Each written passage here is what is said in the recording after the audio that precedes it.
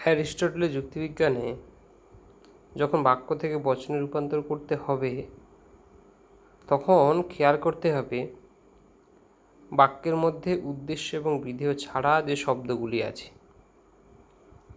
কোনো বাক্যে যদি এরকম আমরা শব্দ খুঁজে পাই, যেমন কেউ নয়, কোনো নয়, কখনো নয়, একজনও নয়, এক নয়, একটিও নয়, একই সঙ্গে নয়, হতে পারে না, নয়, কিংবা যুগপৎ নয়, কদাপি নয়, এই রকম শব্দগুলি থাকলে যখন বচনে রূপান্তর করব সেটিকে সামান্য নয়ার্থক বচন বা ই বচনের আকারে নিয়ে যেতে হবে। কোনো বাক্যে কিছু, কিছু কিছু, কতক, কতকগুলি, কোনো কোনো, অধিকাংশ, কতিপয়, সাধারণত, অনেক, প্রায়, সম্ভবত, অল্প সংখ্যক, একজন, কয়েকজন,